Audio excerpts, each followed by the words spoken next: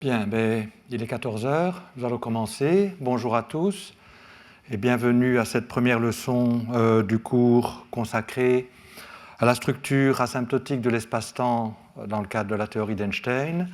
Et il y a eu un cours l'année passée qui était consacré aux espaces-temps essentiellement asymptotiquement antidocitaires. Cette année-ci va être consacrée aux espaces-temps asymptotiquement plats. Alors, à quoi ça correspond physiquement? Ça correspond physiquement à la situation physique suivante. On imagine un système isolé, source du champ de gravitation, et on s'intéresse aux propriétés du champ de gravitation loin de cette source, donc dans la région qu'on appelle asymptotique, où le champ de gravitation est faible, et plus on s'en éloigne, plus il devient faible. C'est comme en théorie newtonienne. Et on veut essayer de comprendre les caractéristiques des déviations du champ de gravitation par rapport à l'absence de champ de gravitation, qui sont les termes correctifs, quand on s'éloigne donc à l'infini. Donc voir quels sont on aura un développement en 1 sur R, typiquement, où R est la distance à la source. Et donc on va essayer de comprendre la signification physique des différents termes qui apparaissent dans ce développement en puissance de 1 sur R, de 1 sur la distance à la source. Alors, loin de la source, si le système est isolé, le champ de gravitation est effectivement faible, donc tend vers l'absence de champ de gravitation, c'est-à-dire tend vers la solution de Minkowski, l'espace plat de Minkowski. Alors, très souvent, j'utiliserai espace et espace-temps de manière synonyme. Je ne dirai pas toujours temps. Si je dois être plus précis, je le serai, mais disons... Pour le moment, espace et espace-temps, ça veut dire la même chose. C'est simplement que, pour raccourcir la terminologie, je dis espace. C'est une terminologie qui est très courante. Bien, donc voilà le cadre physique dans lequel on se place. On va essayer de comprendre le comportement du champ de gravitation loin des sources. Donc c'est pour décrire les systèmes isolés. Et donc, dans le cadre de la théorie d'Einstein, on va s'intéresser aux déviations par rapport à l'espace de Minkowski. Donc asymptotiquement, on tend vers l'espace de Minkowski. Il y a des déviations par rapport à l'espace de Minkowski. Quelle est la signification physique de ces déviations? Donc on va s'intéresser à la structure asymptotique de l'espace-temps et on va aussi essayer de comprendre les symétries qui régissent ces déviations par rapport à Minkowski. Alors, il y a bien entendu tout de suite une réserve à donner, c'est que des systèmes isolés, ça n'existe pas dans l'univers. Et donc, ceci est une modélisation d'une situation qui est la situation suivante. On a une source. Quand on s'éloigne de la source, les effets de cette source s'amenuisent. Et tant qu'on a une échelle qui est petite par rapport à l'échelle de l'univers, où on peut négliger le champ de gravitation lié à la cosmologie, on peut utiliser les développements que je fais. Mais évidemment, si on ne peut pas aller jusqu'à l'infini, parce qu'on sait bien qu'il n'y a pas de système isolé dans un univers en expansion tel que notre univers. Donc c'est évidemment une modélisation, mais qui a son intérêt, parce que dans le système solaire, c'est une bonne approximation de supposer qu'on est dans un système isolé, et on peut traiter comme des corrections encore plus petites les effets de ce qui est au-delà du système solaire. Bon, enfin, c'est quand même quelque chose à garder à l'esprit. Alors, la leçon d'aujourd'hui va être consacrée au problème suivant. Il y a plusieurs manières d'aller à l'infini. On peut aller à l'infini selon les directions spatiales, selon des directions de genre lumière ou selon des directions de genre temps. Donc déjà dans Minkowski, donc si vous regardez l'espace-temps de Minkowski, je regarde un événement, un point, le cône de lumière, passant par ce point, je peux aller à l'infini dans cette direction, je peux aller à l'infini le long de droite de lumière, ou je peux aller à l'infini le long de direction de genre temps. Et les descriptions sont évidemment liées, et ça va être un des buts du cours de lier les descriptions, mais disons, en première approximation, elles sont différentes. Et donc, je vais essayer de vous caractériser un peu ces différentes manières d'aller vers l'infini, puis on va les relier. Alors, et comme c'est déjà vrai dans l'espace-temps de Minkowski, je vais caractériser ces différentes manières d'aller à l'infini dans Minkowski, pour commencer. Il existe une technique extrêmement puissante pour comprendre ces passages à la limite qui a été introduite par Penrose. Et c'est une technique diagrammatique, donc on parle de diagramme de Penrose. Je vais construire ce qu'on appelle le diagramme de Penrose de l'espace-temps de Minkowski, qui va nous permettre d'illustrer les différents infinis qui caractérisent cette limite. Donc on va avoir ce qu'on appelle l'infini de genre espace, qui caractérise la limite du champ quand on tend vers l'infini selon des directions de genre espace, l'infini de genre lumière et l'infini de genre l'infini de genre temps.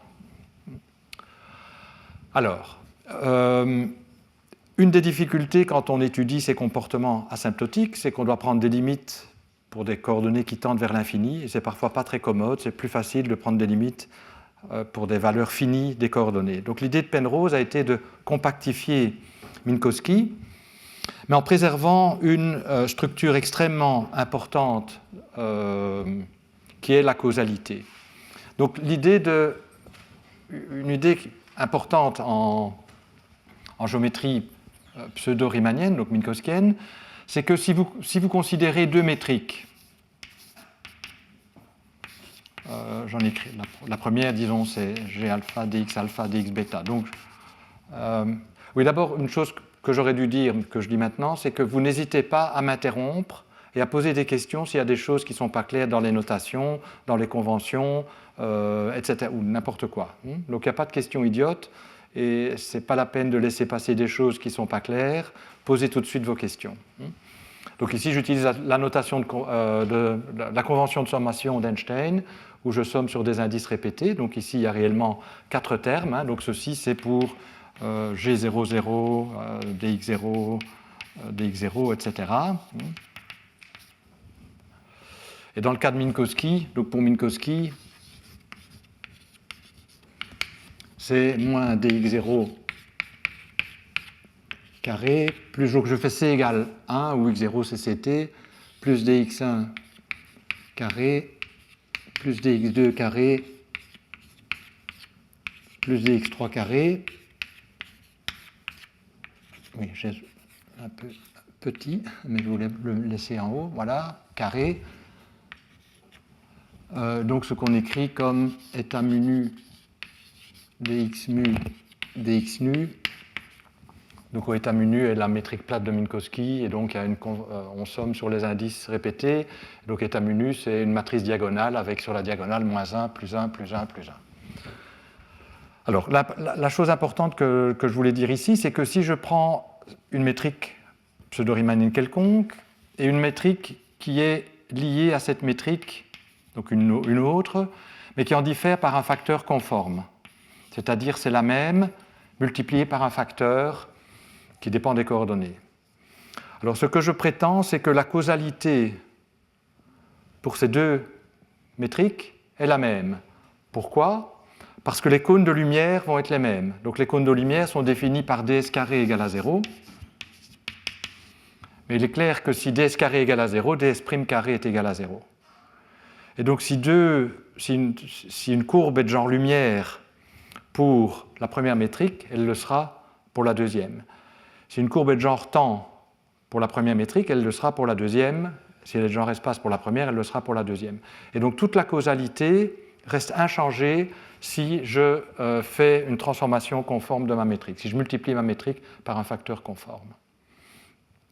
Et donc l'idée de Penrose, c'est de faire une transformation de la métrique qui ramène les coordonnées à une distance, enfin, qui fait que le domaine de variation des coordonnées est fini et que les bords vont correspondre à l'infini et qu'il existe une métrique conformément reliée à la métrique de Minkowski qui est régulière partout, y compris au bord. Donc je vais mettre ça en pratique. Mais c'est l'idée, c'est qu'on va faire une compactification conforme, c'est-à-dire qu'on va préserver la structure conforme de la métrique, ce qui veut dire qu'on préserve la causalité et qu'on va tout de suite pouvoir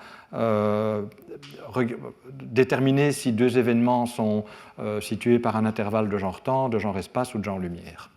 Bon, alors soyons plus précis. Je vois que ceci, je l'appelle aussi, la métrique de Minkowski, je vais aussi l'appeler D grand sigma carré. Donc, je pars de d sigma carré, et x0, c'est la même chose que t, je fais c égale 1. Donc, d sigma carré, c'est moins dt carré. Je vais l'écrire en coordonnées polaires. Donc, le temps, j'y touche pas. Et puis, la métrique euclidienne en coordonnées polaires, c'est plus dr carré plus r carré d oméga carré, où ceci, c'est l'élément de longueur sur la sphère. Donc, d oméga carré, c'est dθ carré plus sinus carré θ d phi carré. Où θ et phi sont la paramétrisation de la sphère standard. Alors, ça, c'est la métrique de Minkowski. Et donc, ce que je vais faire, comme c'est difficile de dessiner les choses à 4 dimensions, je vais laisser tomber la partie angulaire. D'ailleurs, je ne vais pas la dessiner explicitement. Donc, je vais travailler dans le plan TR. Alors, T prend toutes les valeurs, mais R, puisque c'est le rayon, R est positif. Donc, R varie entre 0 et l'infini, et T prend toutes les valeurs réelles. Et donc, chaque point ici représente une sphère de rayon R. Donc, évidemment, les points sur l'axe, c'est des points. Là, ce n'est pas des sphères, la sphère est dégénérée, mais partout ailleurs, on a une sphère de rayon non nul. D'accord ? Donc, ça, je vais dessiner des diagrammes à 2 dimensions, parce que c'est difficile de faire les choses à plus grande dimension. Alors, je vais vous donner la transformation que Penrose a effectuée et qui permet, comme vous allez le voir, effectivement de ramener l'infini à des valeurs finies des coordonnées. Donc, l'infini, c'est R égale à l'infini, donc c'est loin dans les coordonnées TR. Mais on va ramener ça on va ramener le domaine de variation des coordonnées à un domaine fini par la transformation suivante. D'abord, on va passer à des coordonnées de genre lumière. Donc, je vais définir U égale à T moins R et V égale à T plus R. Donc, U est appelé une coordonnée retardée, V une coordonnée avancée. Et je vais réécrire la métrique dans ces nouvelles coordonnées. Donc, vous voyez en fait que moins dt carré plus dr carré, c'est le produit de moins... Donc, c'est moins dt plus dr, dt moins dr. Et donc, ceci, c'est juste moins du dv, me donne le premier terme, plus r carré.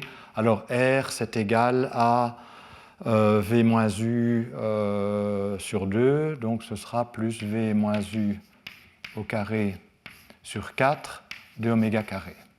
Donc, c'est ce que devient ma métrique dans ces nouvelles coordonnées. Donc, j'ai juste fait le changement de coordonnées. Et maintenant, évidemment, le domaine de variation de U et de V est toujours infini. Le fait que R est positif me dit simplement que V moins U est positif. Donc, ça veut dire que U est plus petit que V. Donc, le domaine de variation, c'est juste V et U vont de moins l'infini à plus l'infini, mais on est dans le demi-plan V supérieur ou égal à U. Alors, c'est ici qu'on va faire la transformation essentielle. On va ramener le domaine de variation de U et de V à un domaine fini. Et la bonne transformation, qui va donner des formules agréables, c'est on va poser U est égal à tangente P et V égale à tangente Q. Et donc, quand P va de moins pi demi à plus pi demi, U va de moins l'infini à plus l'infini. La tangente, donc le cosinus s'annule en moins pi demi, et on a donc quelque chose comme ça. Et donc le domaine de variation de P va être fini. Le domaine de variation de Q va être fini aussi.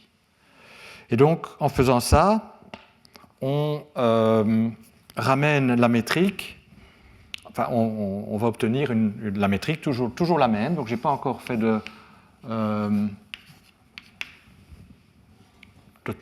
j'ai pas encore extrait un facteur conforme. Donc, là, je vous laisse Enfin, vous allez que du va me donner du 1 sur cosinus carré p dp. dv va me donner 1 sur cos carré q dq. Donc je vais obtenir... Alors je vais mettre en évidence 1 sur 4 cosinus carré p cosinus carré q. Donc ça vient de du dv. Donc fois... Alors puisque j'ai mis 4 ici, il faut que je remette 4 là. dp dq. Et donc, comme je l'ai mis en évidence, il faut que j'en tienne compte ici.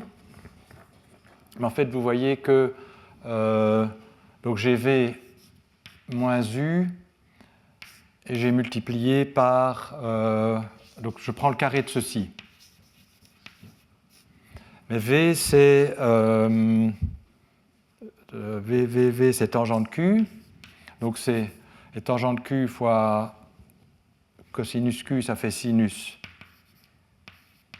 Q cosinus P.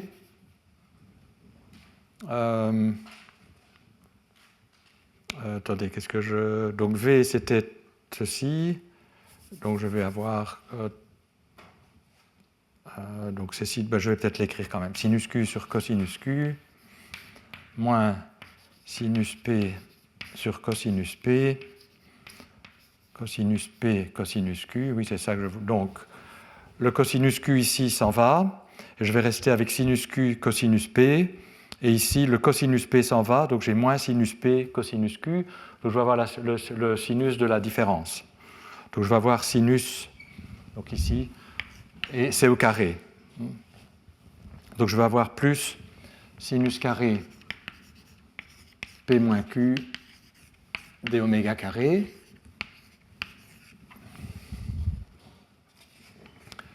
Et puis maintenant, je vais repasser à des coordonnées... donc ça, c'est des coordonnées de genre lumière. Donc je vais passer à des coordonnées de genre temps et espace. Donc je vais introduire l'analogue de t et r, mais en termes de t, de q et p. Donc je vais définir t égale à q plus p, et grand R est égal à q moins p. Donc je vais substituer ça dans ma métrique. Et donc la métrique va devenir... Alors, je vais mettre en évidence, donc je vais appeler psi 2 cosinus P cosinus Q. Donc j'ai ceci, c'est 1 sur psi carré. Et puis, je vais obtenir de la même manière dp dq, on sait que du dv, ça me donnait moins dt carré plus dr carré. Donc je vais venir moins grand d de grand t carré plus dr carré. Et puis j'ai ici plus sinus carré r d oméga carré. Alors le domaine de variation, j'aurais peut-être dû déjà le dire avant, d'abord faisons pour P et Q. Donc, non, ça on l'a vu, donc je l'ai dit ici, donc P et Q vont varier entre moins pi demi et pi demi.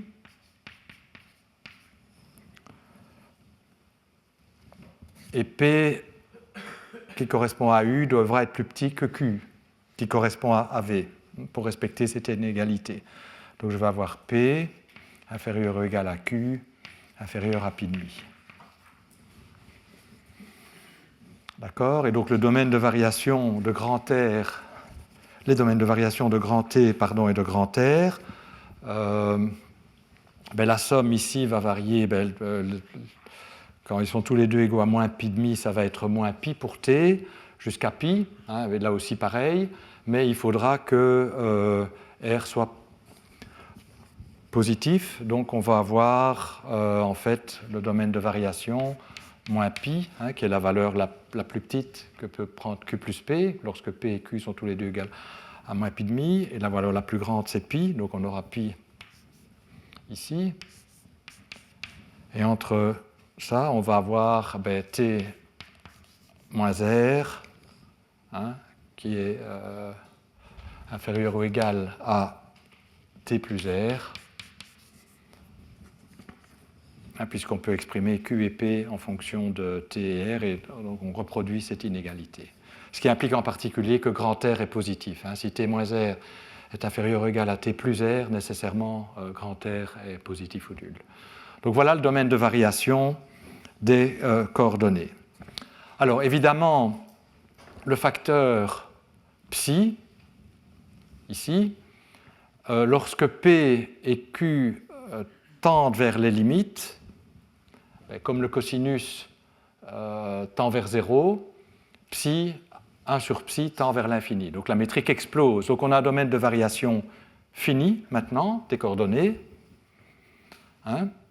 Mais donc on va tout de suite le dessiner peut-être dans le plan TR.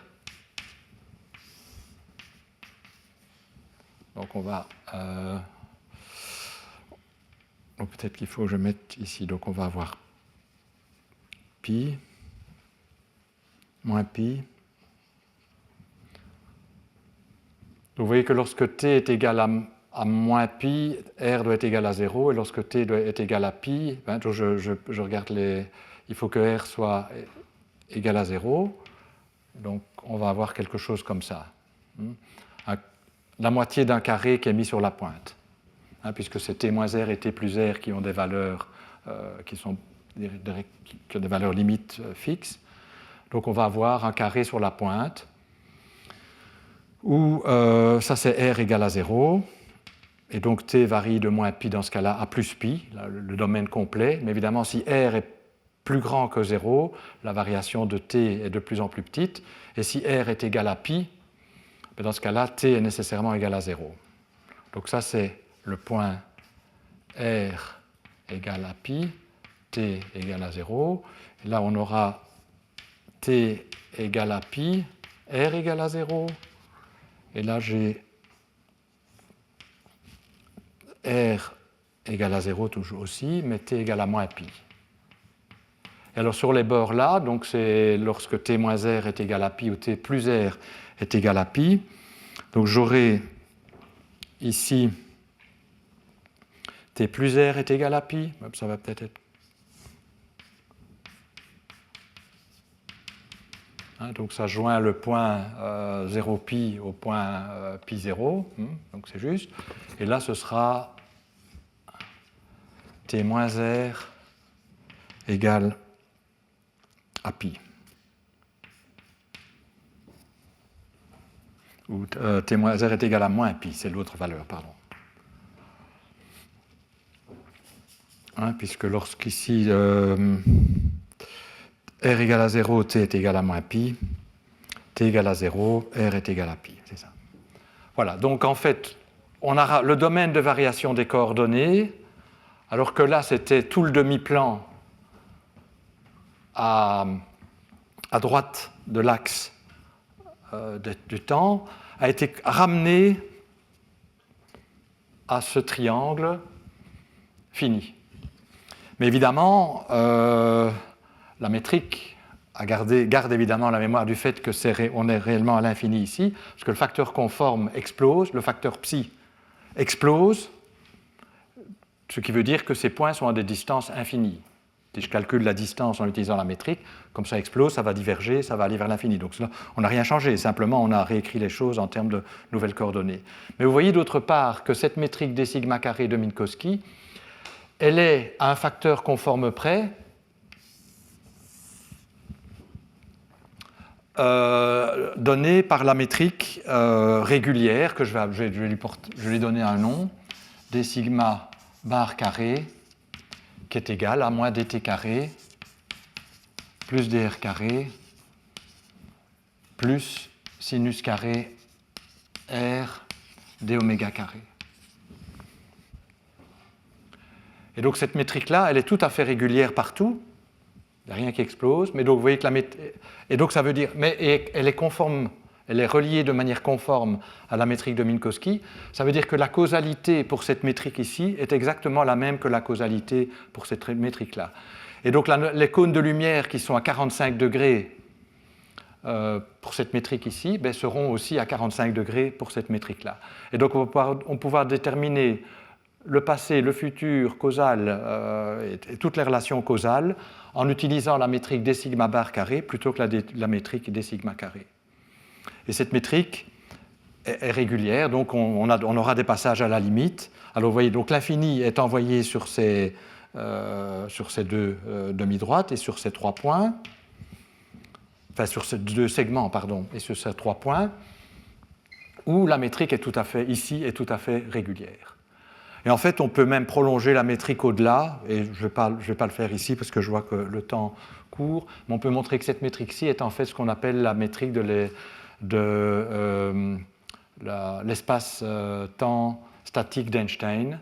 Et vous voyez que le facteur ici devant la métrique sur la sphère s'annule en 2 endroits, à l'origine, mais aussi en ce point-ci. Et donc ce point-ci est réellement un point. Donc il faut bien voir qu'à l'intérieur, chaque point représente une 2 sphères de rayons donnés par petit r si on travaille avec cette métrique-ci, ou sinus r si on travaille avec cette métrique ici. Et donc ce rayon s'annule à l'origine sur l'axe r égale à 0, mais également en r égale pi. Et donc ceci, c'est un point. Alors justement, ce qu'on va faire maintenant, c'est on va travailler. Donc l'espace-temps, c'est le triangle moins ses 2 bords, mais on va compléter l'espace-temps, et ça s'appelle la complétion conforme à la Penrose de l'espace-temps, en ajoutant ces bords qui représentent l'infini. Alors on va donner un nom à ces 3 points et aux 2 segments. Je ne sais pas si j'ai les couleurs, oui. Alors, ceci, on va l'appeler I0, et c'est l'infini, ça représente l'infini de genre espace. Pourquoi ? Parce qu'on peut voir, et je vais montrer comment on fait le calcul, on peut voir que toutes les droites de genre espace nécessairement terminent leur course en I0. Donc, si vous regardez les droites de genre espace et que vous regardez leur comportement à l'infini, donc de genre espace, ça veut dire quoi ? Donc, c'est des droites qui sont ici. Donc, on va les tracer en rouge. Donc, je regarde les droites de genre espace, je vais vers l'infini, et je prétends que toutes ces droites, dans la représentation conforme, terminent leur course en I0. Qui est l'infini qu'on appelle l'infini de genre espace. Alors, et qui est un point, hein, on a vu c'est un point parce que le facteur ici tend vers 0. Comment on voit ça ? La manière la plus simple de voir ça, c'est de faire le calcul. Donc prenons une droite.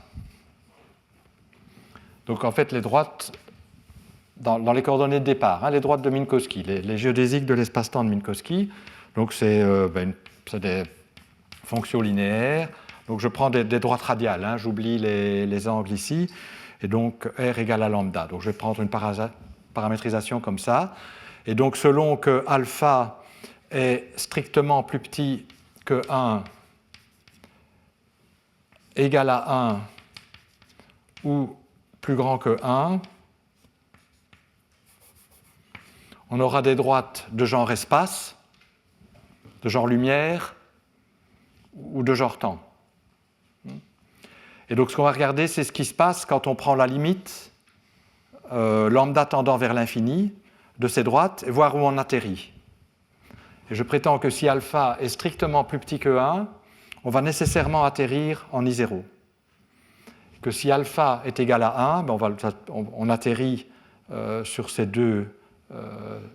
segments. Et si alpha est strictement plus grand que 1, on va atteindre ces points-là. Donc je vais leur donner un nom tout de suite. Donc ça, je prends peut-être une autre couleur. Donc ça, je vais appeler I+. Enfin, tout le monde appelle ça I+, et I-. Et donc je prétends que toutes les droites de genre temps démarrent de I- dans le passé et vont en I+. Donc ça, c'est typiquement des droites de genre temps. Donc ça représente des droites qui sont ici. Bon, alors évidemment, quand on passe par l'origine, genre, je dirais un mot, il y a une droite dans les coordonnées polaires. Quand on passe par l'origine, ça continue comme une droite, mais avec les angles, avec une inversion antipodale des angles. Hein. Donc on a quelque chose comme ça. Donc il n'y a pas de discontinuité, c'est simplement que la représentation polaire peut être misleading. Mais donc voilà, je présente ces trois droites-là. Donc ça c'est une autre. Je prétends que toutes ces droites, si vous remontez dans le passé et que vous regardez ce qui se passe sur le diagramme de Penrose, vont partir de là et vont arriver là. Et puis enfin, il y a les droites de lumière. Je vais mettre en jaune. Donc les droites de lumière, ben ça c'est facile, c'est à 45 degrés là-bas, mais la structure causale est préservée, ce sera donc aussi à 45 degrés ici. Donc c'est les droites à 45 degrés. Alors je prétends que elles, si vous les remontez dans le passé, elles viennent de ceci qu'on appelle scri-. Donc c'est en fait, on devrait dire script. Donc c'est I en police script. Donc je vais essayer de le faire. Moins. Et I en. Et ça donc on appelle scri- et scri+.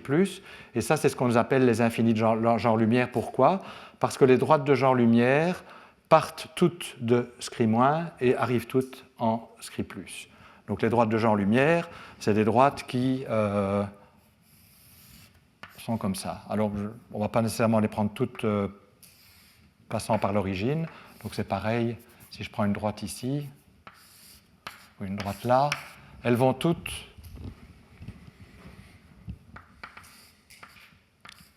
si je prends la limite, arriver comme ça. Alors, et donc vous voyez qu'on a plusieurs types d'infinis, et selon qu'on tend vers l'infini en suivant des droites de genre espace, en suivant des droites de genre lumière, ou en suivant des droites de genre temps, on va arriver où on vient d'infinis différents. Donc ça, c'est l'infini de genre espace, ça, c'est l'infini de genre lumière passé, ça, c'est l'infini de genre lumière futur, et ça, ce sont les deux infinis de genre temps, passé et futur. Et la terminologie est justifiée par ce que je viens de vous dire, mais on va peut-être vérifier explicitement, par exemple, que les droites de genre espace vont toutes, pour grande valeur du paramètre, en I0. Alors, comment on voit ça ?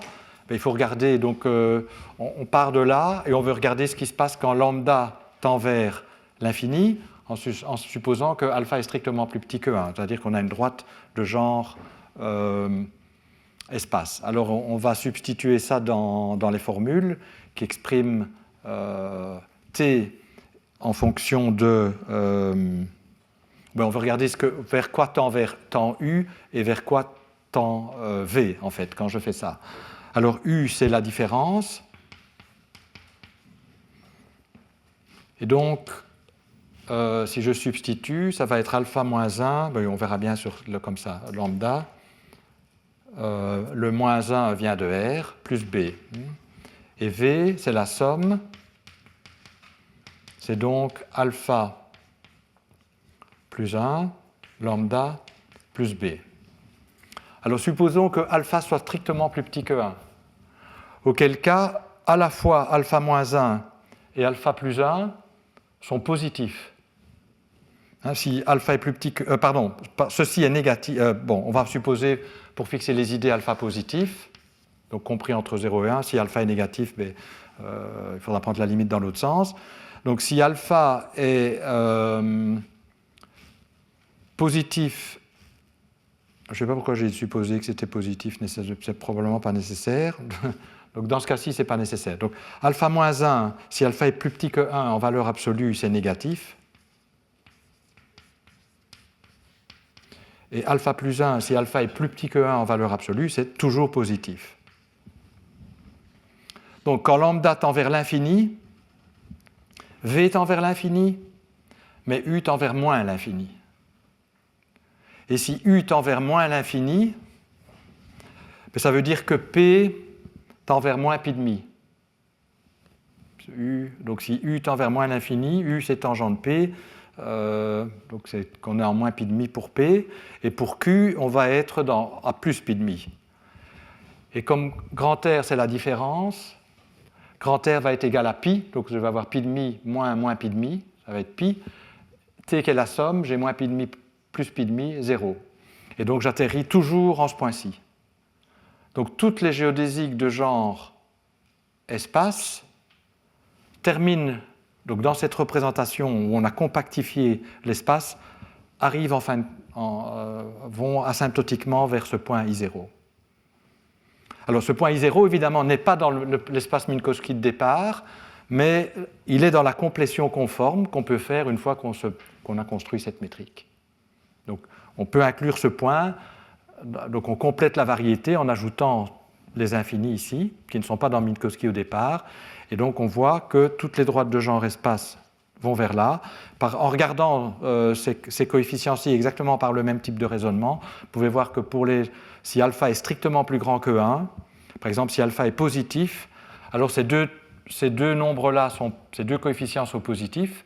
Donc lorsque lambda tend vers plus l'infini, U et V tendent vers plus l'infini, et donc P et Q tendent vers plus pi demi, et donc on tend vers ce point-ci, puisque R va tendre vers 0, puisque les deux restent égaux.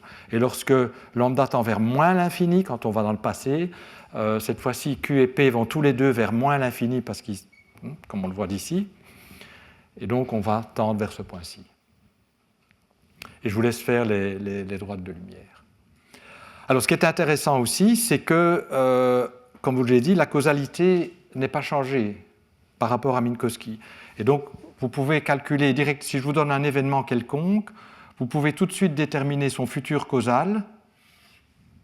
Ça va être tous les événements qui sont ici, donc tous les événements qu'il peut influencer. Ça doit être dans l'intérieur de son cône de lumière, ainsi que son passé causal. Puisqu'on peut raisonner comme dans Minkowski en traçant des cônes à 45 degrés. Donc c'est chaque fois une sphère, hein, donc c'est pour ça que je parle de cône. Et donc ça va être le cône de lumière futur de cet événement, et donc on voit tout de suite tous les événements qui peuvent influencer. Alors vous voyez que l'infini spatial, si vous regardez le futur causal de l'infini spatial, ben ça va être... c'est uniquement script plus. Il est de genre espace avec tout, et son passé causal, c'est ça. Par contre, script plus, vous voyez qu'on peut influencer toutes les droites de lumière ici, peuvent y arriver. Et aussi, I-, le futur causal de I-, c'est tout Minkowski. Et le passé causal de I+, c'est tout. Ça, juste en traçant des droites à 45 degrés, on le voit. Donc c'est ça l'utilité de ces diagrammes de Penrose. Donc ceci, c'est le diagramme de Penrose de l'espace-temps de Minkowski. Et on voit qu'il y a plusieurs manières d'aller vers l'infini qui correspondent maintenant de manière précise à ces deux points, quand on va le long de droite de genre temps, à ce point-ci pour les droites de genre espace et pour les droites de genre lumière, script plus et script moins. Bien, donc ça c'était ce que je voulais dire sur les diagrammes de Penrose. Ce que je voudrais faire maintenant, donc c'est le deuxième sous-chapitre, c'est parler de la géométrie de l'infini de genre lumière. Donc s'il y a des questions sur ce que je viens de faire, c'est un bon moment pour les poser. Enfin, tout moment est bon, mais c'est particulièrement bon pour les poser. Et s'il n'y a pas, je continue. Donc ce que je voudrais faire maintenant, c'est comprendre un peu mieux la géométrie de l'infini de genre lumière. Donc je vais m'intéresser à script plus, mais je pourrais faire la même chose pour script moins. Donc c'est-à-dire que je vais essayer de comprendre la géométrie induite par la construction qu'on vient de faire. Donc, alors tout d'abord, rappelez-vous, tous les points ici sont des sphères, sauf sur l'axe, et sinus R s'annule ici aussi, donc là c'est un point. Donc puisque tous les points sont des sphères, ça veut dire en fait que script plus et script moins sont des cylindres. C'est le produit d'une sphère, que je n'ai pas dessinée, fois un segment. Alors je vais exclure les bords, parce qu'en général, les champs se comportent, je l'expliquerai de manière singulière ici et là, donc on va juste considérer le cylindre ouvert, Mais donc, ceci est un cylindre, et ceci est un cylindre, et je voudrais comprendre la géométrie induite sur ce cylindre par la géométrie de Minkowski.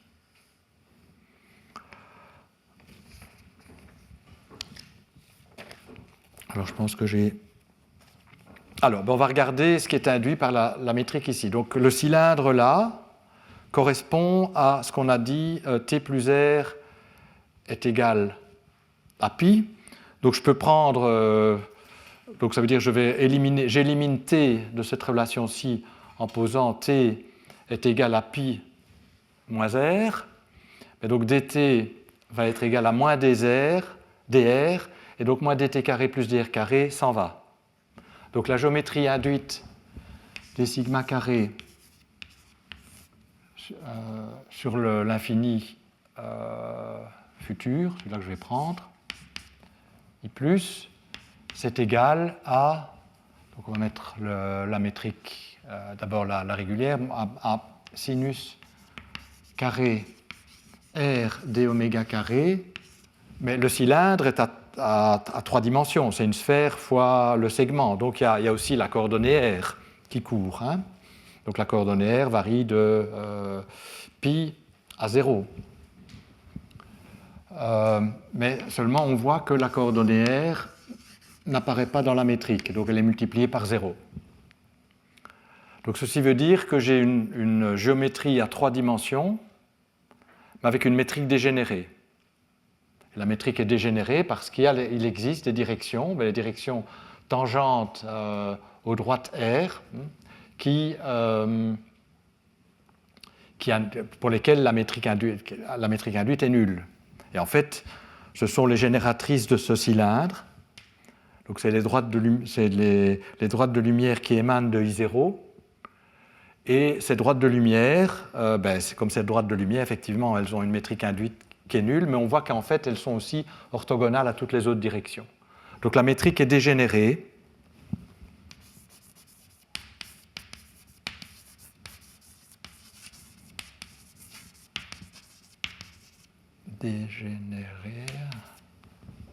Et les directions de nulles, c'est en fait des directions de lumière, les génératrices du cylindre.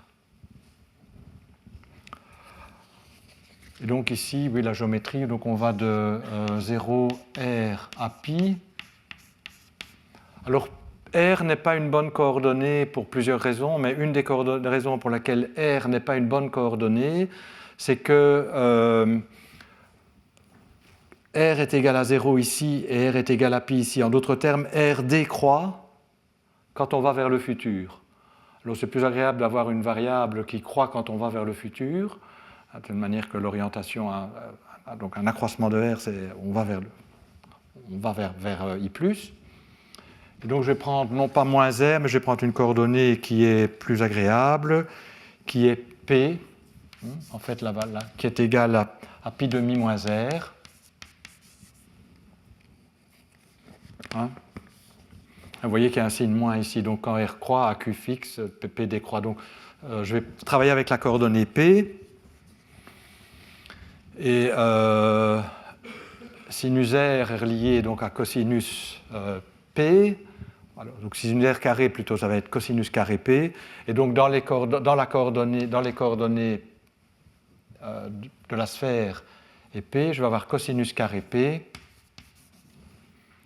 d oméga carré. Hein, et plus, mais dp carré n'apparaît pas plus, donc ça va être fois 0 là. Hein. Bon, c'est plus agréable.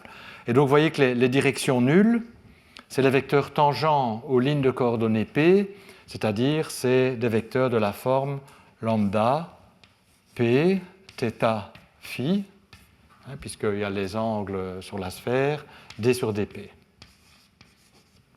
Donc ça, c'est les vecteurs qui ont la propriété que leur produit scalaire avec n'importe quel autre vecteur tangent est égal à 0. Alors, il se fait qu'on a une chose en plus que simplement les vecteurs nuls déterminés par la métrique. On a une manière naturelle de les normaliser qui vient de Minkowski. vous voyez, j'ai aussi, donc, quand je passe de Minkowski à la métrique du diagramme de Penrose, il y a non seulement la métrique, mais aussi le facteur conforme. Je prétends que le facteur conforme me définit une normalisation naturelle de vecteurs ici. Donc je vais avoir un champ naturel du facteur lambda. Alors comment on voit ça? Donc le facteur psi, il s'annule. Donc ça on peut regarder. Hein, psi, je prétends, s'annule sur scri plus. Pourquoi? Parce que cosinus Q, donc en scri plus, est caractérisé par Q a une valeur qui est pi demi, donc cosinus Q est égal à 0. Donc psi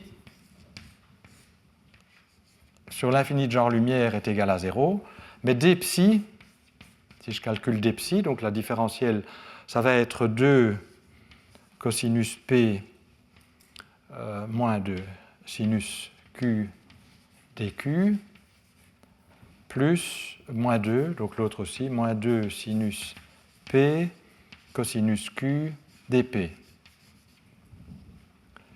Et donc vous voyez que si je fais maintenant, donc si je me place en T plus R est égal à pi, donc rappelez-vous, T plus R c'est 2Q, donc c'est Q égale à pi demi, hein, donc ceci correspond bien à Q égale à pi demi. Donc si je fais Q égale à pi demi, le cosinus Q est égal à 0, donc la seule chose qui va me rester, et sinus Q c'est 1, donc ceci va me donner en Q égale à pi demi, moins 2 cosinus P, dQ, qui est différent de 0.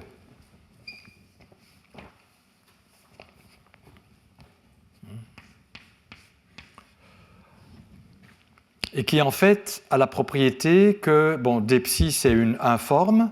Si maintenant je regarde en utilisant la métrique le vecteur obtenu en élevant l'indice, si je puis dire, donc ça, quand vous avez une informe, c'est un vecteur covariant. Si je regarde le vecteur contravariant correspondant, bon. Eh bien, comme j'ai dQdP dans la métrique, hein, je veux obtenir que ce vecteur n alpha, donc que je vais l'appeler n, hein, donc le vecteur qui est associé au gradient du facteur conforme psi, donc on va élever l'indice, mais il faut savoir que dQ est dual à d sur dp. Enfin, lorsqu'on élève l'indice, on obtient d sur dp. Je vais obtenir d sur dp, et la métrique était à un facteur près 1. Hein, donc ceci, c'est essentiellement dp. Voilà. Bon, il y a un facteur 2. Je vais laisser... Il y a même un moins 2 qui va apparaître, donc ça va me tuer ce moins 2. Donc ça va être cosinus p d sur dq, d sur dp. Et donc vous voyez que le vecteur associé à la informe dq est tangent à l'infini, à scri plus, et arrive avec une normalisation bien déterminée par psi, ou par d psi, qui est cosinus p. Donc on n'a pas n'importe quoi, mais on a cosinus p d sur dp. Donc en d'autres termes, le facteur ici n'est pas arbitraire. Hein, on est parti de Minkowski, et la structure de Minkowski me donne plus qu'une métrique dégénérée, elle me donne aussi une normalisation naturelle du vecteur nul associé à cette métrique, donc qui est ici. Alors, ce n'est pas tout à fait juste ce que je viens de dire, parce qu'il y a une certaine ambiguïté dans ma décomposition, dans ma décomposition ici, d sigma carré est égal à un facteur conforme au carré fois la métrique là. Je peux faire une transformation conforme finie, qui est régulière partout, et absorber ce facteur conforme dans psi et le mettre également de l'autre côté. Donc, pour être plus précis, si je redéfinis la métrique, si je définis psi comme oméga psi, où oméga est une fonction régulière, et que dans le même temps, je définis la métrique G bar, c'est G bar que je l'avais appelé, hein. Alpha bêta oméga carré G bar alpha bêta. Si je fais cette transformation, comme c'est G bar alpha bêta sur psi carré qui apparaît, c'est clair, j'ai toujours la même métrique de Minkowski. Donc si je vous donne la métrique de Minkowski et que j'ai une telle décomposition, une autre décomposition comme celle-ci est tout aussi bonne. Pour autant, évidemment, que le facteur oméga soit régulier, on ne peut pas introduire des singularités par oméga. Donc pour autant qu'oméga soit régulier. Et donc, la structure que j'ai induite sur l'infini de genre lumière, elle est définie à une transformation conforme près. Hein, puisque si je change psi en oméga psi, mais le vecteur n va changer en... n, rappelez-vous, donc d psi va attraper le facteur oméga, donc le nouveau d psi va être oméga fois l'ancien. Alors vous allez dire, oui, mais j'aurai aussi d oméga, mais d oméga multiplié par psi qui s'annule sur stri plus. Donc le d psi va être multiplié par oméga, la métrique va être multipliée par oméga carré, la métrique inverse va être multipliée par 1 sur oméga carré, et donc quand je vais élever l'indice de n, je vais voir que n est envoyé sur 1 sur oméga n alpha, hein, puisqu'il faut élever l'indice. Et donc vous voyez qu'il y a une ambiguïté dans la structure induite à l'infini. C'est réellement la structure conforme. Et il faudra garder cela à l'esprit. Alors, pour la terminologie, une variété qui est munie d'une structure dégénérée, qui est d'une métrique dégénérée, de signature ici plus 0, avec une normalisation naturelle du vecteur nul, ou des vecteurs nuls, ça s'appelle une structure carolienne. C'est en fait parce qu'on peut montrer que c'est le groupe de Carol qui va contrôler cette structure.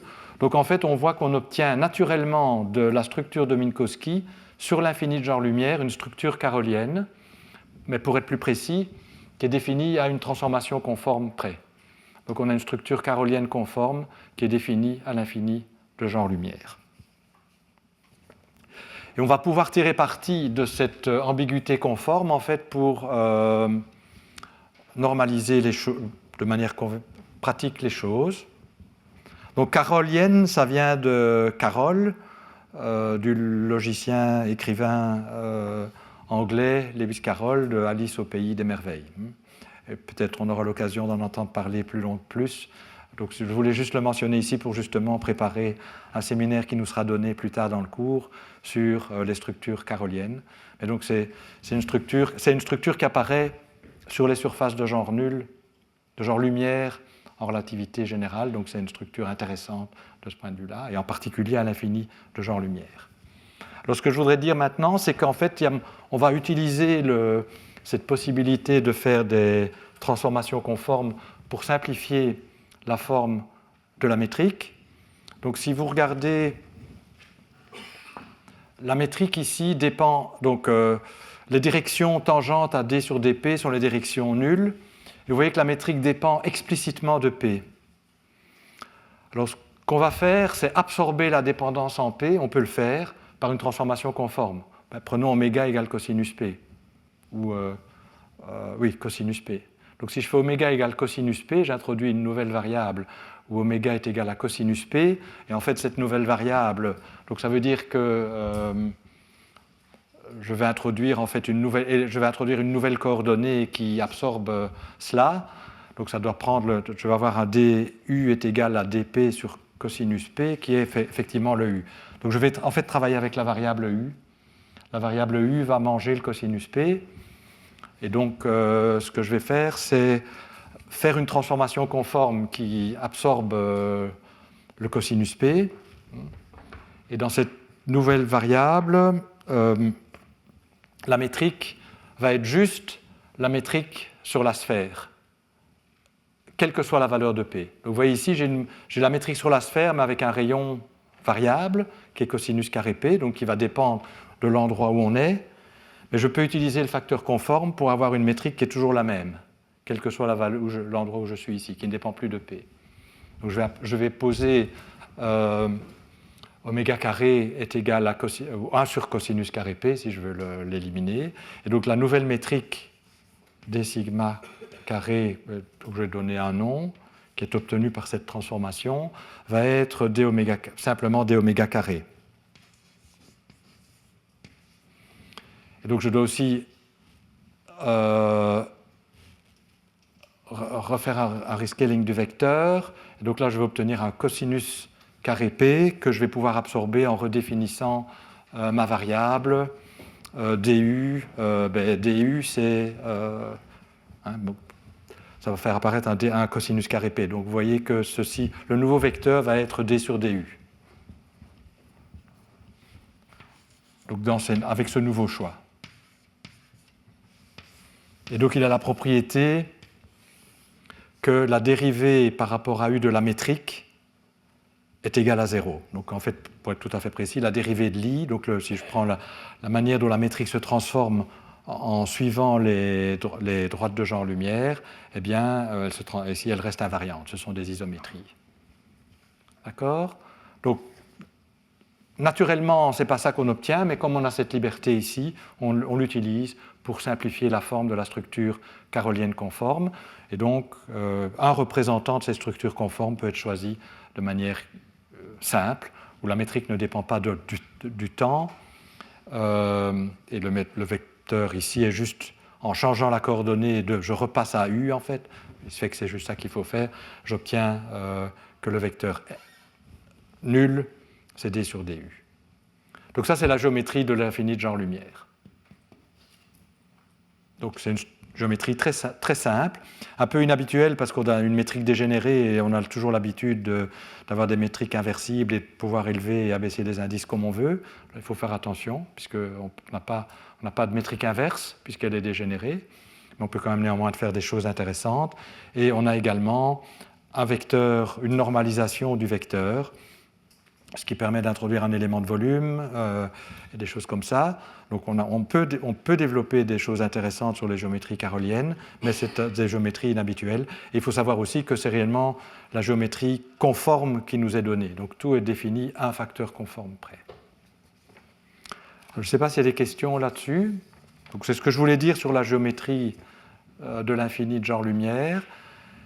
Et ce que je voudrais faire maintenant, c'est regarder, puisqu'on va parler beaucoup de symétrie dans le cours, c'est regarder ce qui se passe pour les symétries de Minkowski quand on tend vers l'infini, et en particulier quand on tend vers l'infini de genre-lumière. Donc je vais regarder ce qu'on appelle les vecteurs de Killing de Minkowski, qui décrivent les isométries infinitésimales de la métrique de Minkowski.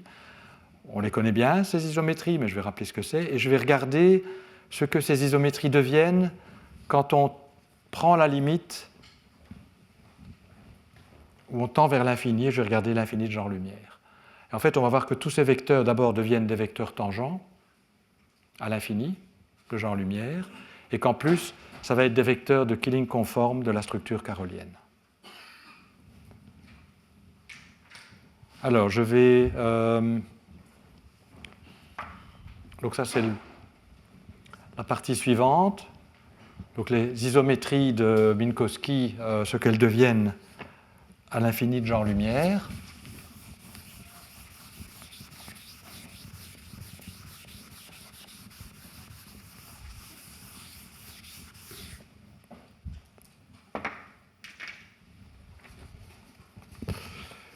Et donc, alors là, c'est des exercices de changement de variable. Je vais juste vous rappeler ce que sont les isométries de Minkowski.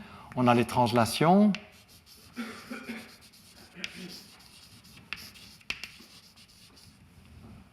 Peut-être je mets un titre à ça.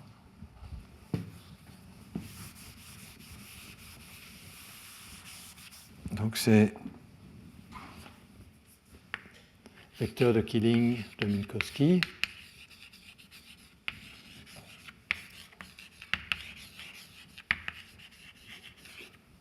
Et donc ce que je voudrais faire, c'est voir ce qu'ils deviennent à l'infini de genre-lumière. Donc ici, je ne sais pas si j'avais mis un titre. J'aurais dû, donc c'était géométrie de l'infini de genre-lumière.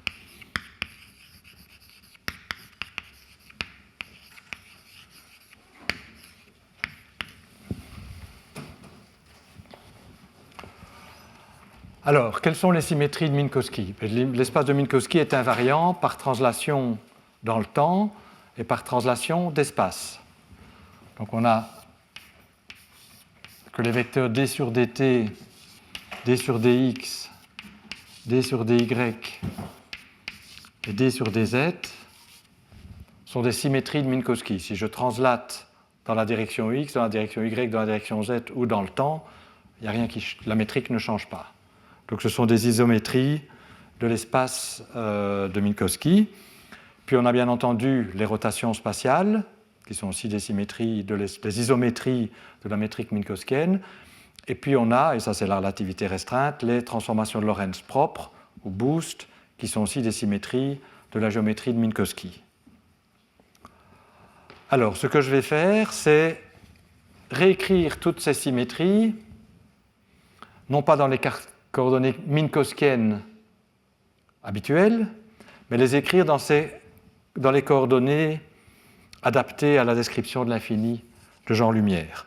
Donc dans les coordonnées, d'abord je vais commencer, je vais écrire les choses en termes de Q, de P, et bien sûr toujours θ et φ. θ et φ, les angles sur la sphère, ils ne participent pas à cette transformation, donc ils ne bougent pas. Donc je vais les écrire en termes de P et de Q, et puis je vais regarder ce qui se passe quand P et Q tendent vers les bords.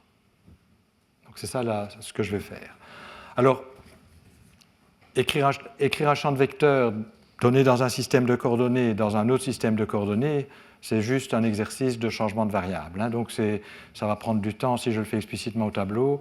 Peut-être que j'en fais un des plus faciles, et puis vous vérifiez les autres. Mais là, c'est important de voir explicitement les expressions et comment elles se comportent, donc je vais quand même les écrire.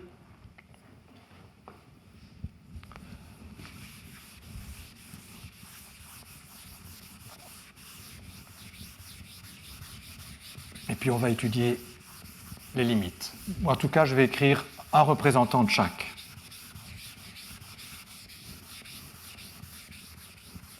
Donc je ne les ai pas notés, mais à côté de ça, les rotations spatiales.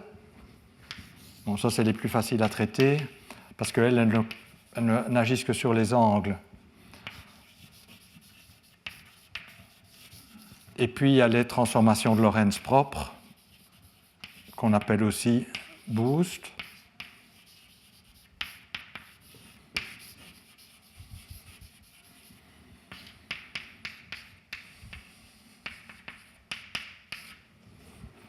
Donc ça, c'est essentiellement les trois catégories. Et je vais les réécrire en termes de P et de Q.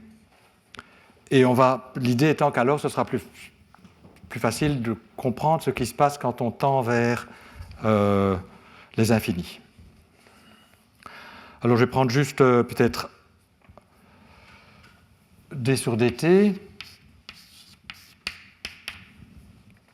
Alors si vous faites donc il faut écrire d sur dt en termes des vecteurs d sur d, enfin des vecteurs tangents aux lignes de coordonnées p et q. Hein. Je fais un changement de coordonnées, je vais les écrire en termes de p et de q, et donc il faut faire le changement de coordonnées, hein, et ça se transforme comme un vecteur. Alors si vous faites ça, je prétends qu'on obtient pour d sur dt cosinus carré p d sur dp plus cosinus carré q d sur dq. Peut-être que je vais aussi mettre une translation, ça c'est une translation dans le temps. Je vais écrire aussi une translation d'espace, d sur dz. Alors ça c'est un peu plus compliqué, puisqu'écrire les translations en coordonnées polaires, bon, ce n'est pas les coordonnées les plus adaptées pour écrire les translations, évidemment. Donc c'est des expressions un peu plus compliquées, mais enfin les voici, c'est à nouveau un calcul direct. Hein. Donc ce que vous pouvez peut-être faire, c'est voir si vous pouvez le reproduire, et s'il y a une difficulté, vous m'en parlez la leçon prochaine, et je peux donner des indications, mais c'est vraiment un exercice sur le changement de variable, donc il faut être capable de dériver. Sinus θ, d sur dθ. Donc ça c'est d sur dz. Donc ça c'est les translations selon l'axe z qui sont un peu plus faciles en coordonnées polaires que les translations selon x et y, parce que z, joue un rôle particulier pour les coordonnées sphériques. Alors les rotations, là, donc ça c'est pour les translations, j'en ai écrit deux. Bon, il y en a des expressions un peu plus compliquées pour d sur dx et d sur dy. Alors pour les rotations, je vais écrire par exemple juste les rotations selon l'axe z, parce que ça c'est facile, c'est juste d sur dφ. De manière générale, aucune des les rotations n'agissant que sur les angles, quand vous les écrivez en coordonnées sphériques, ça va dépendre que des angles et d sur dφ et d sur dθ. Par contre, les boosts sont un peu plus compliqués et je vais écrire que les boosts selon z. Je ne sais pas si on peut voir cette partie du tableau au fond. Mais ça, je peux peut-être pas le... Non. Je crois que si je cherche à bouger, je risque de faire des catastrophes. Bon. Alors, les boosts, je vais écrire juste celles selon z. Alors bon, on a une expression, mais c'est intéressant de l'écrire et de voir surtout la manière dont elle se comporte quand on tend vers l'infini.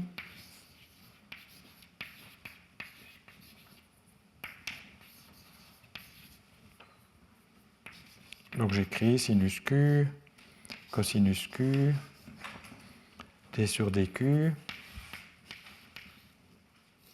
Puis on a une expression horrible ici, moins 1 plus tangente P sur tangente Q, divisé par 1 moins cette fois-ci tangente P sur tangente Q, sinus θ, d sur dθ.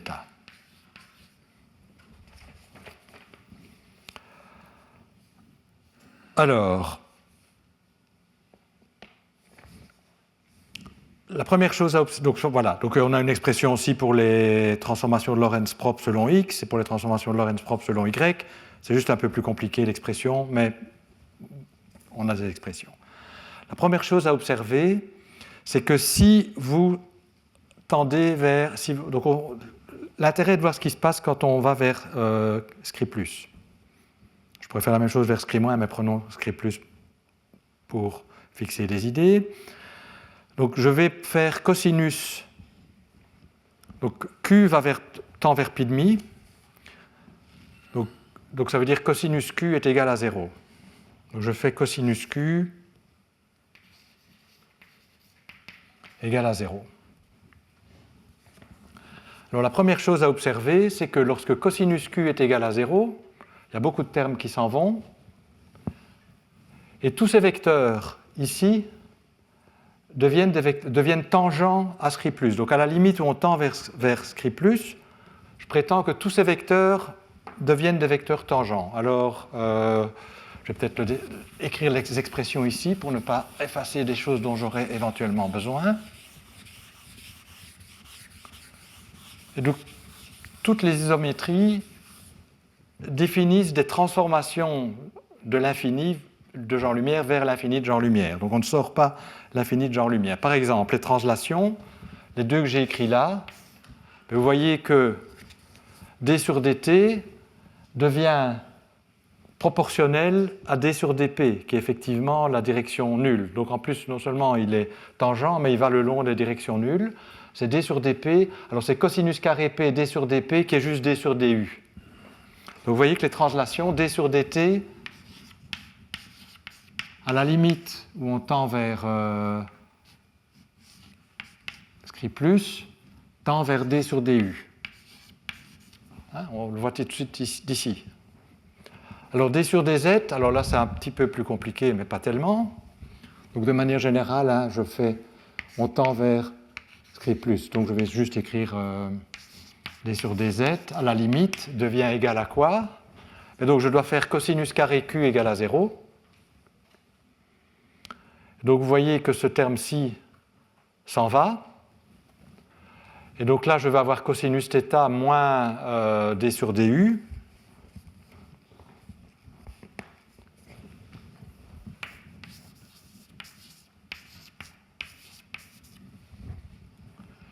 Et puis, alors, ceci va tendre vers quoi? Donc tangente Q tend vers l'infini. Donc ce terme-ci, je dois avoir quelque chose sur l'infini, ça tend vers 0. Donc il tombe. Donc vous voyez à nouveau que j'obtiens un vecteur tangent. Donc j'ai réécrit en termes de d sur du, mais qui est la même chose que proportionnel, on l'a vu, à d sur dp, avec un cosinus carré qui s'introduisait par le facteur conforme. Donc voilà. Alors cosinus θ, si vous vous souvenez, si vous vous souvenez des harmoniques sphériques. Alors les harmoniques sphériques, il y a d'abord ce L égale à 0, ça c'est les constantes, c'est le coefficient qui est là.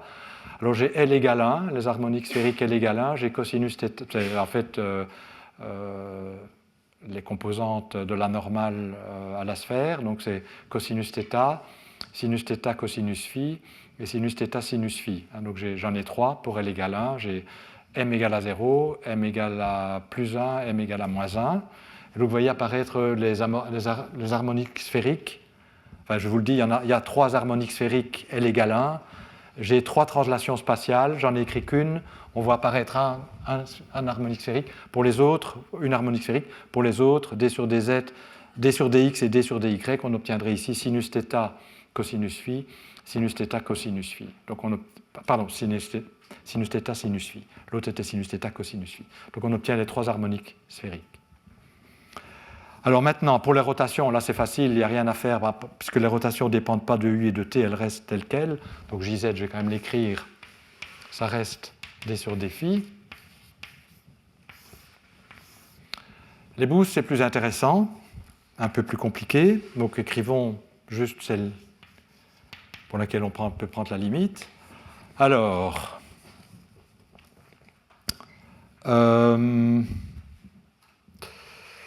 là, j'ai moins cosinus θ, je ne change rien. Alors ici, j'ai envie de l'écrire en termes de d sur du. Et donc là, il me manque un cosinus carré p. Donc je vais compléter, je vais multiplier par cosinus p et diviser par cosinus p. Mais sinus p sur cosinus p, c'est tangente p, c'est juste u. Donc je vois apparaître u fois d sur du. D'accord? Donc je peux écrire ici cosinus carré p sur cosinus p. Ça, c'est ce qu'on a appelé U, et ça, c'est D sur DU. Donc, on voit apparaître un terme linéaire en U,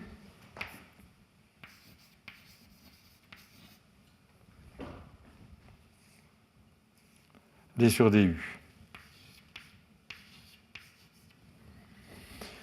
Et puis, le reste, cosinus Q est égal à 0, donc ça s'en va. Et alors là, là je dois faire attention parce que, c'est vrai que donc ceci tend vers... ah mais non, c'est bon. Si ceci tend vers l'infini, tangente Q tend vers l'infini, ceci tend vers 0, ceci tend vers 0, donc j'ai moins 1, donc moins sinus θ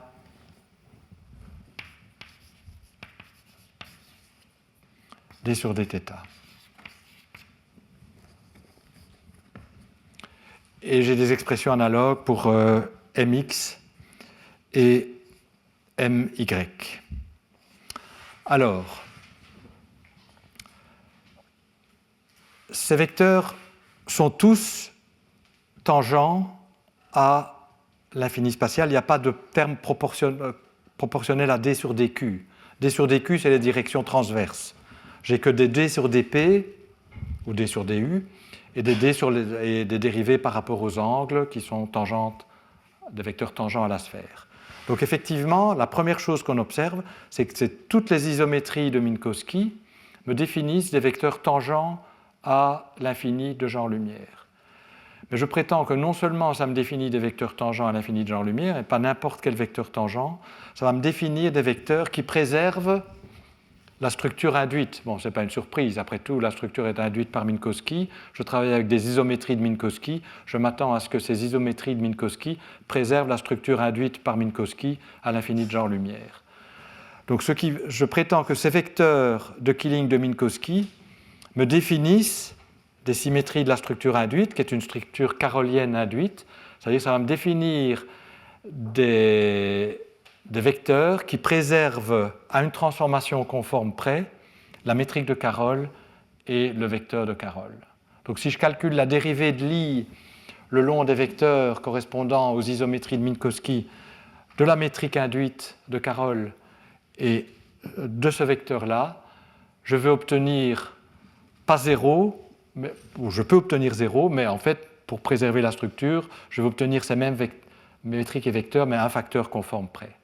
Donc je vais obtenir des vecteurs de Killing conformes de la structure carolienne. Et donc tous les vecteurs de Minkowski me donnent ça. Alors vérifions-le. Alors la partie facile, c'est les premiers, parce que là, c'est des vecteurs de Killing stricts. Il est clair que D sur DU, comme il n'y a rien qui dépend de U ici, c'est un vecteur qui préserve tout. Donc il est clair que D sur DT est une isométrie de la métrique, qui préserve le champ de vecteurs, et donc c'est effectivement une isométrie stricte de la structure de Carroll. D sur DZ, alors il n'y a rien qui dépend de U.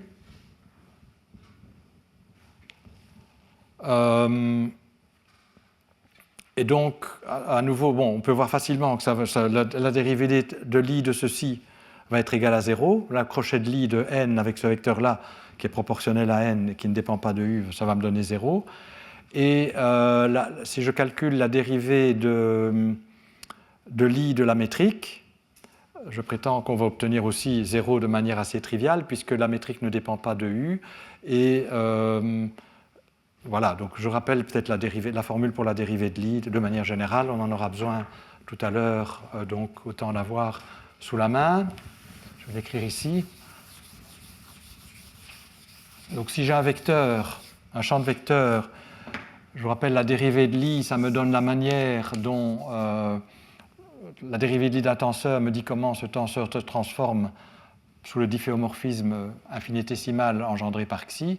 Et donc la dérivée de l'I de la métrique, ça va être un terme de transport qui contient la dérivée ordinaire, plus les termes liés à la transformation sous difféomorphisme de la métrique.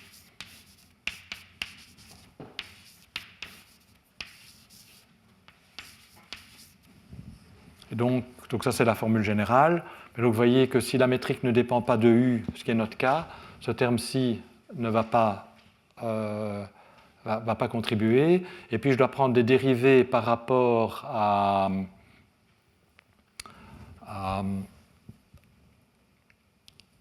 donc je dois prendre des dérivées. Donc on va calculer explicitement. Je ne vais pas tricher. J'ai le temps de le faire. Donc on va calculer par exemple la dérivée de l'I le long du vecteur D sur DZ de la métrique dégénérée G alpha bêta. Donc je vais donner un autre nom aux indices. Donc G, disons IJ. Donc où GIJ, c'est la métrique 0, 0, 0, dégénérée. Ici j'ai dθ carré, donc j'ai 1, 0, 0, et là j'ai sinus carré phi. Θ, pardon. La métrique sur la sphère, c'est dθ carré plus sinus carré θ d phi carré. Donc si je calcule la dérivée de l'I de la métrique ici, de ce tenseur, je vais avoir, lorsque je prends des indices mixtes, donc d'abord le premier terme est toujours absent parce que xi rho, lui, il est donné par cosinus θ, que c'était quoi? Cosinus θ moins cos θ, 0, 0.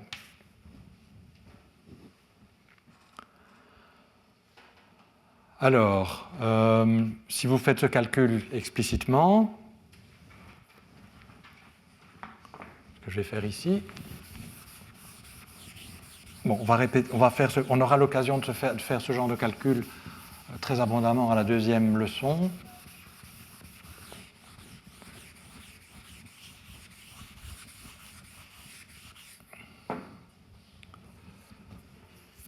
Donc, ce qu'on a vu, c'est que ce terme est toujours absent. Donc, il va rester à calculer xi r, ou xi, peut-être je vais mettre a, b, c, disons, a, g, c, b, plus xi, c, b, g, c, a. Alors, le seul indice ici, ben oui, c'est facile. Ceci est non nul uniquement lorsque j'ai U. mais la métrique GU quelque chose est égale à 0, elle est dégénérée. Donc c'est clair que c'est égal à 0. Donc il est clair que la dérivée de l'I le long de ce champ de vecteurs de la métrique est nulle, puisque la métrique est dégénérée, il n'y a pas de terme croisé GU quelque chose. La métrique est purement angulaire. Et donc, bon, je ne devais pas écrire ça, mais voilà, je l'ai fait. Donc on voit qu'effectivement, la dérivée de l'I pour les translations spatiales de la métrique est égale à 0. Et la dérivée de l'I du vecteur n, donc là je vais peut-être aussi écrire la formule, c'est le crochet de l'I aussi. L xi n alpha, c'est xi rho n alpha rho moins xi alpha rho n rho.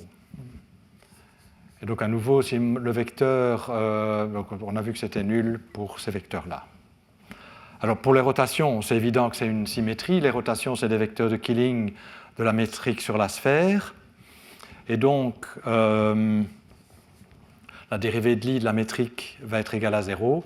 Et comme le vecteur n ne dépend que de U, il va être évidemment invariant par rotation. Donc les choses qui sont peut-être un peu plus intéressantes, c'est les boosts. Voir que les boosts me définissent une transformation conforme de la métrique. Donc la dérivée de l'I de la métrique le long des boosts et la dérivée de l'I du vecteur n pour les boosts, ça va me reproduire le vecteur n, ça va me reproduire la métrique, un facteur conforme près qui correspond à la possibilité de faire ces redéfinitions conformes. Donc on va faire l'exemple ici avec MZ. Alors, une chose que je dois dire, donc MZ, la partie agissant sur la sphère, c'est sur les angles, c'est ça.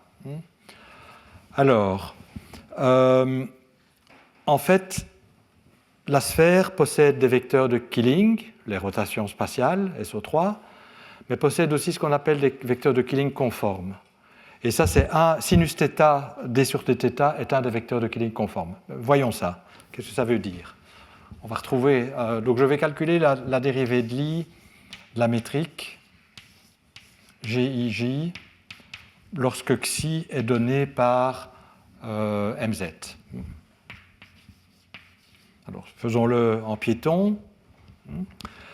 Alors, je vais avoir un terme.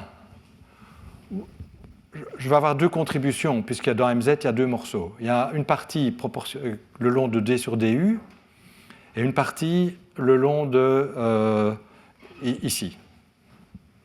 Alors, la partie le long de D sur DU, elle est facile à traiter parce que la métrique ne dépend pas de U. Donc, quand je dérive par rapport à U la métrique, j'ai 0. Et d'autre part, il n'y a à nouveau pas de composante U quelque chose. Donc le premier vecteur, lorsque je calcule la dérivée de l'I de la métrique le long de la première partie, disons, le premier morceau du vecteur, je vais obtenir 0. Puisque, comme tout à l'heure. Par contre, je vais obtenir quelque chose de là. Donc la seule partie intéressante, c'est pour les angles. Alors il est très commode d'appeler les angles pour XA, ça va être θ phi. De manière générale, ça va être toujours une paramétrisation de la sphère par soit les angles habituels θ phi, soit quelque autre paramétrisation. J'appellerai. Donc A prend deux valeurs, 1 et 2. Donc ce qu'on va calculer maintenant, c'est les composantes AB de la dérivée de l'I de la métrique.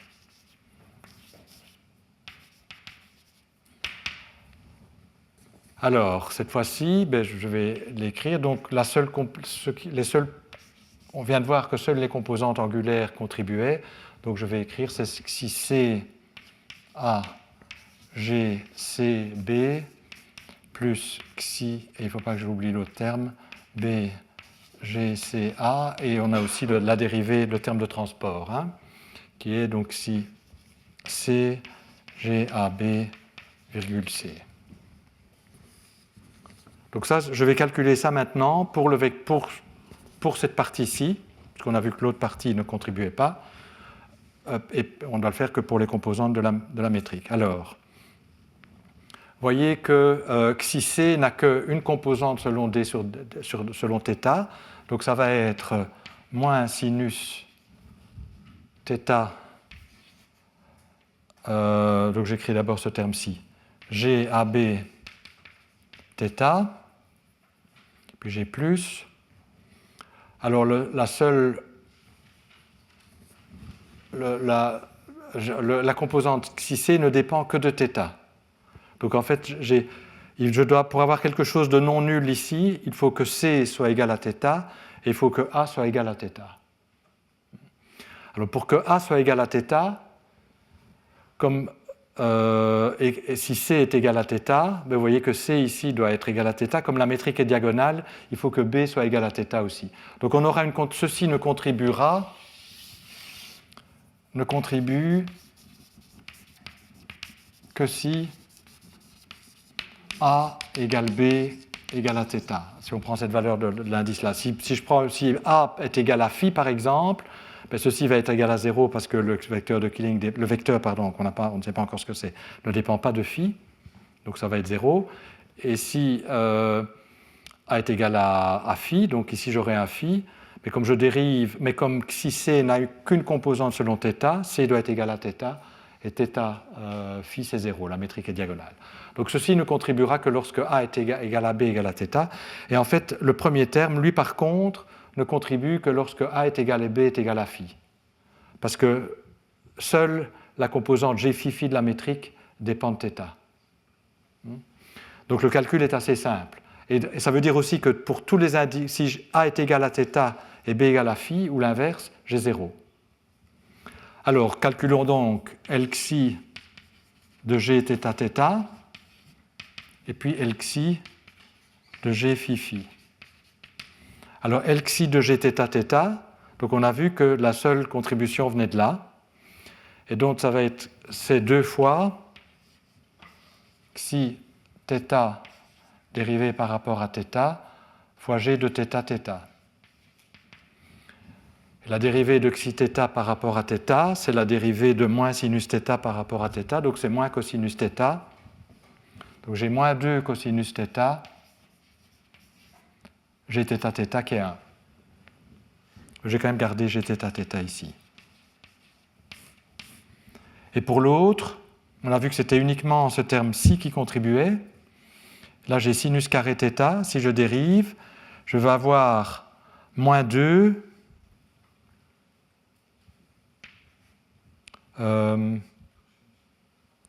moins 2 sinus θ carré, puisqu'il y a celui-ci qui va... Donc je vais avoir sinus θ cos θ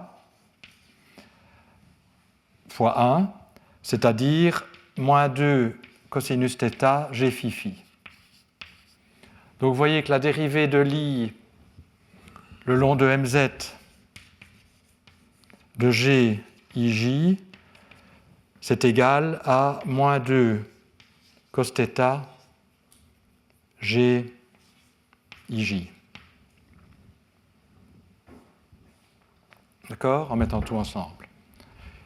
Et si maintenant je calcule la dérivée de l'I le long de mz du vecteur Ni, ça va être plus facile.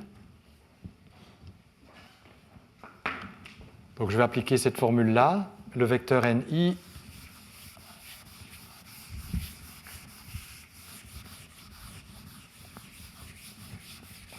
est purement, c'est d sur du. Hein.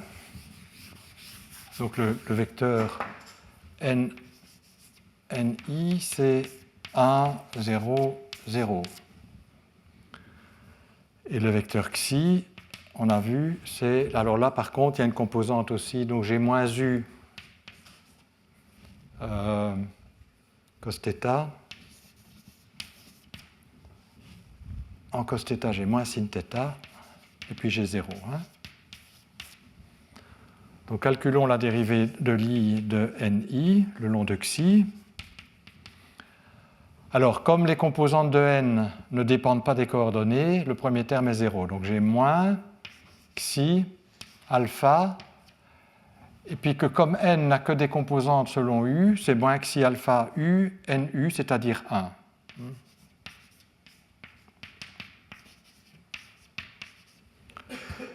Et donc vous voyez que la seule composante de xi alpha qui dépend de u, c'est ceci, et donc vous obtenez cos θ fois ni.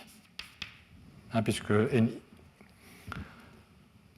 on obtient quelque chose de non nul que pour la première composante, et on obtient le facteur cos θ. Et donc si je compare, ici j'obtiens cos θ fois NI, et donc vous voyez que j'ai ce qu'on appelle des vecteurs de Killing conformes, c'est-à-dire que la métrique n'est pas strictement invariante, mais elle se transforme par un facteur conforme sous la transformation engendrée par les boosts. Et le facteur conforme, donc, qui correspond à oméga carré, donc c'est infinitésimalement, ça veut dire que c'est 1 moins, c'est ceci, moins 2 cos θ, 1 moins 2 cos θ, si je regarde le oméga complet, mais si je fais l'expansion et que je garde le terme du premier ordre, ce sera ça. Et pour oméga moins 1, du coup, ce sera cos θ. Donc oméga, c'est 1 moins cos θ, et puis oméga carré, ça fera 1 moins 2 cos θ. Et le 1 est absorbé quand on compare les variations. Quand on calcule la variation, il n'apparaît pas. Et ici, c'est 1 moins cos θ moins 1, et je fais l'expansion, c'est 1 plus cos θ, ça fait du cos θ. Et donc vous voyez que les vecteurs de Killing correspondant aux translations et aux rotations me définissent des vecteurs de Killing stricts de ma structure carolienne, mais les boosts me définissent des vecteurs de Killing conformes. Alors je vois que je suis arrivé à l'heure, je commenterai un petit peu là-dessus pour commencer l'heure suivante, et puis je continuerai où je voudrais, disons, maintenant parler de l'infini de genre lumière, mais pour des métriques plus générales comme Minkowski. Et donc retenez la chose suivante, c'est que les transformations de Minkowski définissent des transformations bien définies, donc les isométries de Minkowski, me définissent des transformations qui sont bien définies à l'infini de genre lumière et qui en plus préservent la structure qui est induite sur l'infini de genre lumière, c'est-à-dire la structure carolienne conforme. Et en effet, on a des vecteurs de Killing conformes qui correspondent aux isométries de Minkowski. Voilà, donc je vais m'arrêter ici. S'il y a des questions, vous n'hésitez pas. Et donc, exceptionnellement, aujourd'hui, il y a 2 leçons et pas de séminaire. La raison pour laquelle il y a 2 leçons et pas de séminaire, c'est que pour apprécier les séminaires, il faut il faut avoir déjà été exposé à un certain nombre de concepts. Et donc, ce serait trop tôt d'avoir déjà un séminaire aujourd'hui. Voilà. Donc, on se retrouve dans une demi-heure.